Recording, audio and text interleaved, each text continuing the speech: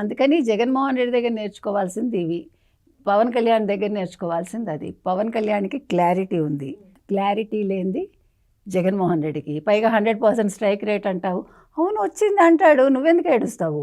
ఇప్పుడు 100% strike rate వచ్చింది కాబట్టి విడిపోమంటావా నువ్వు పార్టీ నుంచి? అంటే రేపు పొద్దున్న మీరు రావాలి కాబట్టి మీకు మార్గం సుగమం చేయాలా? మీ జగన్మోహన్ రెడ్డి 2.0 ముఖ్యమంత్రి 2029, నిన్న కొడాలి నాని గారు కూడా బెదిరిస్తున్నాడు కదా, 6 నెలల్లో బయటకు వస్తాను. ఏం చేస్తావు వచ్చి? నేను లేస్తే నా అంతటి వాడు లేడన్నట్టు ఎవడో అలా ఉంది ఇది. నువ్వు లేచినప్పుడు కదా, నువ్వు బయటకు వచ్చినప్పుడు కదా. 6 నెలలుగా రెస్ట్లో ఉన్నట్ట. జీవితకాలం రెస్ట్ తీసుకో, బాగుంటావు. లేకపోతే మళ్ళీ నువ్వు ప్రజల్లోకి వచ్చావు అనుకో అనారోగ్యం పాలవుతావు అనవసరంగా.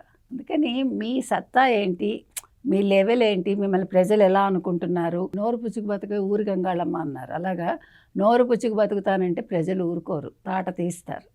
మన 11 ఇచ్చారు, ఈసారి 11 కూడా ఇవ్వరు, అది చెప్తున్నా. అందుకని ఇవాళ పవన్ కళ్యాణ్కి నువ్వు సలహా ఇవ్వద్దు అంబటి. నీ పన్ను చేసుకోనైనా నువ్వు జగన్మోహన్ రెడ్డి సలహాలు వింటాం మానే, ఆయనకి పని చేయటం మానే, నువ్వు బాగుపడతావు. నీ కుటుంబాన్ని చూసుకో, నువ్వు హ్యాపీగా ఉండు. ఎందుకు మనం డ్యాన్స్ చేసుకుంటే ఎంజాయ్ చేయొచ్చు కదా, ఇవన్నీ ఎందుకు మనకి రాజకీయాలు? ఎలాగ పార్టీ లేదు, రాజకీయం లేదు. నేతి బీరకాయల నెయ్యి అంతో అక్కడ పార్టీ ఉండడం అంతే.